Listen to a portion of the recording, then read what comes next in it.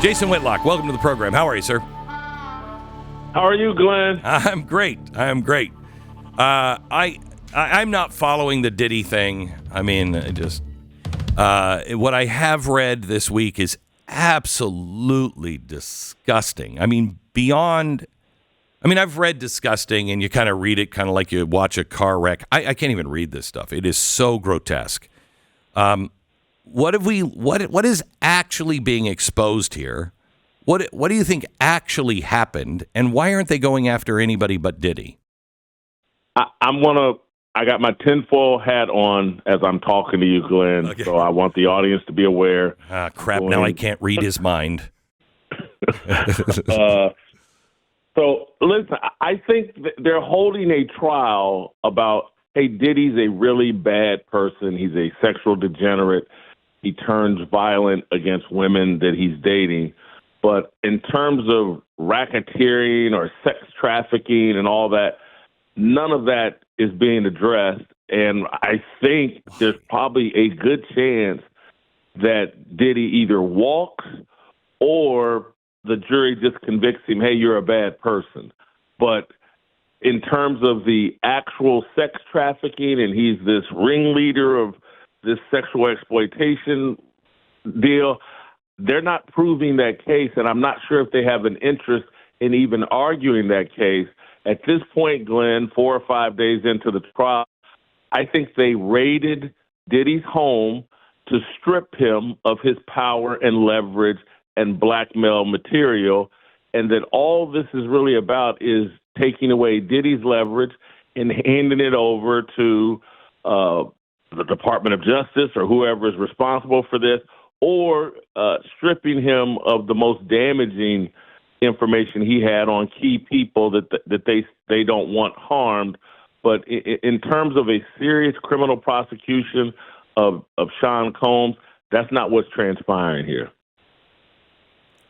Well, that was a mouthful. I need my tinfoil hat for that one. What the hell? So wait a minute.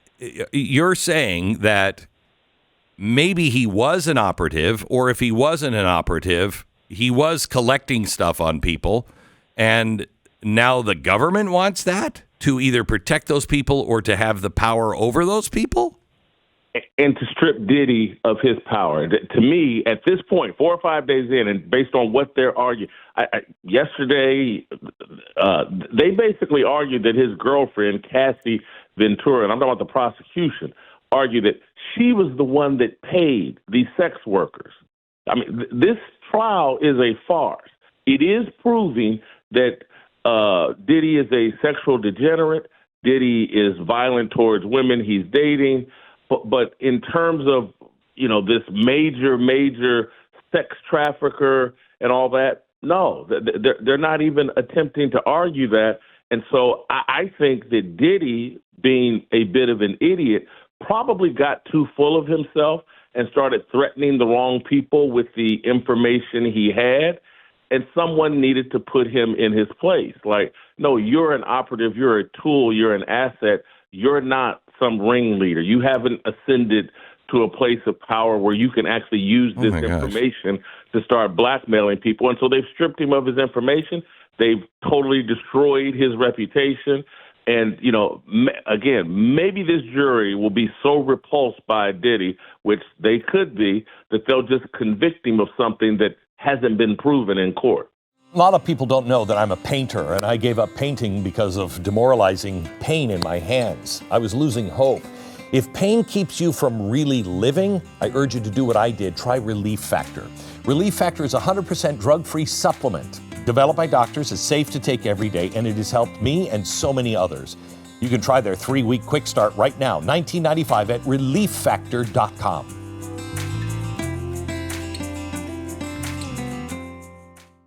So, who are the mysterious they? The people that attended Diddy parties, who Diddy may have threatened. And look, I hate to use this name because I'm just spitballing here. Yeah, you're just speculating. Let's take a LeBron James, who has said he went to Diddy parties. And clearly LeBron James is an important asset in the Democratic Party and trying to push black people to stay on the Democrat plantation. And so if LeBron James is on tape somewhere and he's admitted that he went to Diddy parties, ain't no party like a Diddy party. If I'm the globalist, the leftist, and LeBron is an important asset for me, I want that information stripped from Diddy. I want control of that information. LeBron James is our asset, not Diddy's asset. And so I'm using LeBron James, but there may be other people like that. Because I'm just telling you, if you watch the case or what's transpiring in the court, you can't watch it, but follow it. They're just basically arguing, hey, man, this guy is a pervert, and him and his girlfriend did some really perverted things. They're not proving a serious criminal case, and so now I have to go, well, what was the motive? What was the big raid? They raided this guy like he was Pablo Escobar. I know. And now they're in court arguing that he's Hugh Hefner? No, that's not what we were promised. That's not what you don't do a raid like that. Just, this guy's Hugh Hefner. He's hosting sex parties at his house.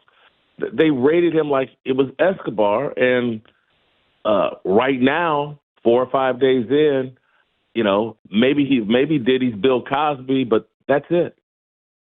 I have to tell you, I think I'm more disgusted by your answer, if it's true, if it's right, than I am by Diddy and what he was doing, what I've heard in testimony, which is disgusting and despicable. But I think I'm more disturbed by the answer of this, I own these people, you don't own these people. My gosh, you want to talk about a plantation. It's the only thing that makes sense to me at this point. Diddy is, again, he's some talentless rapper, from a very questionable background, and should never, again, when you build a system as corrupt as the globalists have, the very corrupt people rise to power. Yes. And people that shouldn't have power end up with power. And Diddy is potentially one of those people. And it's like they've created Frankenstein. Well, how do you kill Frankenstein? This is how you do it. Wow. When is this trial? When's this trial supposed to end?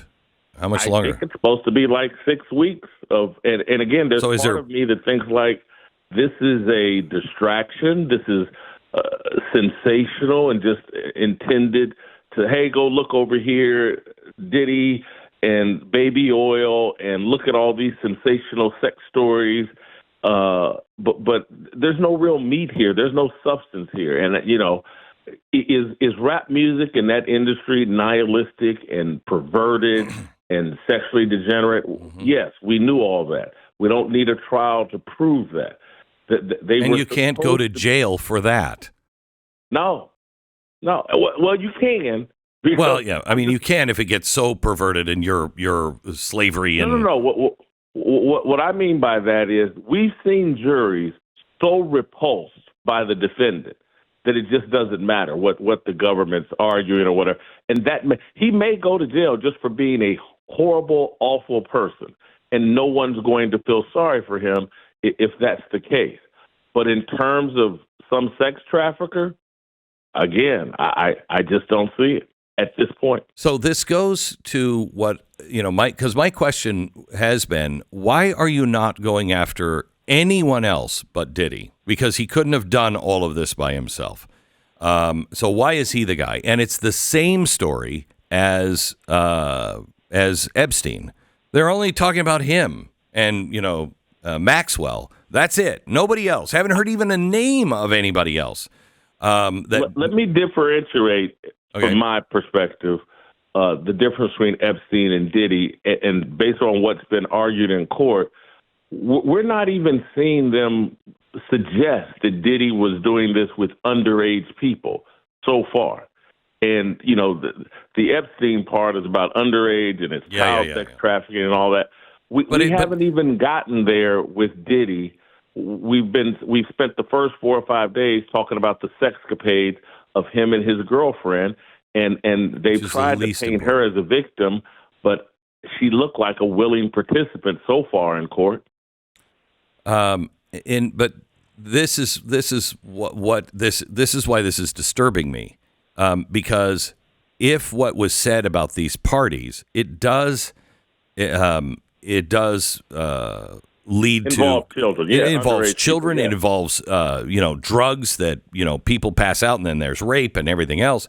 And on top of that, probably poor language is the idea that they're both Diddy and Epstein are both operatives for some political or governmental entity or group of people that are trying to control people and keep them in play. Yeah, and James Comey's daughter, who's on the prosecution team, she's not going to argue that because they're not going to go in, or maybe later in the trial, because Diddy certainly was someone that was out there promoting the Democratic Party, vote or die. He was certainly a political operative for the Democratic Party. So far, and even in opening statements or whatever, based off my understanding, none of that's being argued. That his political involvement, his political engagement, none of that's being put on the table. They're keeping this in a very safe space of, hey, look at how sexually perverted Diddy and his girlfriend were. I hate this. I absolutely hate this. Because if we don't clean this kind of stuff up, we have no chance of survival.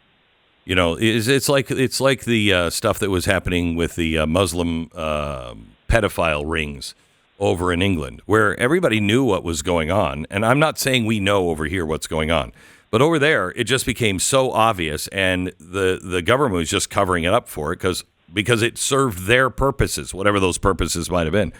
And you can't have a civilization, you can't have a society that is cohesive at all if these kinds of things are just not taken care of. If they're just if special favors are paid to both sides and just make it go away, you don't have a real system of government.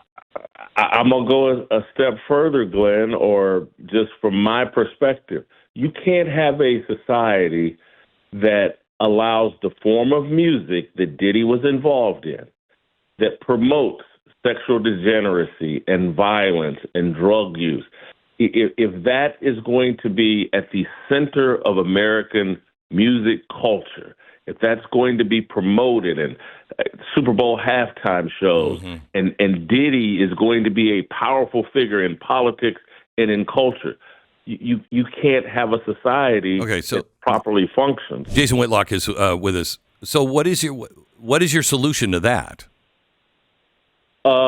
We have to reapply obscenity laws and quit allowing porn and this type of degeneracy to be protected under allegedly free speech.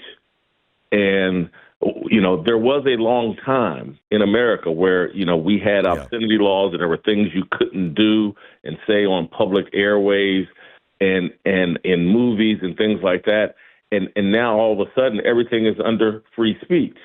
And I just don't, the key there was not in movies, but you just said it, public airwaves. I mean, I remember 1982, I'm working on the morning show at WPGC in Washington, D.C. I'm 18 years old. The guy across the street is Howard Stern. He is just making his big impact in Washington, D.C. And I said on the air one time, I'm 18 years old, and I said, it really pisses me off. I wish I would have saved this letter because I'd have it framed today. It was a full-page memo from the program director saying, I don't know who you think you are, and I don't think you know where you work, but this is the nation's capital, and we do not use language like, quotation mark, pissed on the air. That's how far we've come. Because now that's nothing. That's nothing. I don't know how you reverse that. If you believe in freedom, it really should be reversed internally by the people. And I don't know how to make that happen other than you got to find God, people. There was a time when we had this, and in the name of freedom, we've now allowed all types of degeneracy and obscenity to go mainstream. Right. And it was in the name of freedom, because you have no civilization if you're just shooting to the bottom of the barrel. So it was done in the name of freedom as well, and it did keep us free. There you go. And look, where I go with it, me is like, well, let's protect the freedom and the innocence of children, rather than just Hugh Hefner's freedom or Diddy's freedom or whoever runs Pornhub's freedom. I want to protect the freedom and innocence of children. And it's so obvious the consequence of this pornographic, degenerate freedom that we've allowed. But how do you... It's compromised the innocence and the freedom of young people. We've mainstreamed a nihilistic mindset and a perverted, degenerate mindset that is harming the freedom and innocence of children. And that is something I could get behind, and saying, there's rules for children and what you expose children to. I'm completely with that. However, how are you going to do that when you've got drag shows in kindergartens? And again, it's the old slippery slope. We got there because we moved away from obscenity laws, and we said, we can't infringe on anyone's freedom to be as degenerate, as perverted as they want to be. That's un-American. We're going to have to penalize. Again, I don't understand. If you're in the rap music industry and putting out this type of music, you should be taxed at a different rate. There should be different laws and rules. You go into, for me, in the sports world, you go into any basketball arena anywhere, and I'm talking about high school level, right, Pee Wee level, they pump in this hip hop music with all this profanity as your children are playing basketball. We got to put a stop to it. It is the slippery slope. Music and this form of art has so much influence over your heart and mind and over the culture. Jason, we got to look at it and say enough is enough. I got to cut you off. Thank you. Don't know if we agree on the solutions, but we both agree on the problem.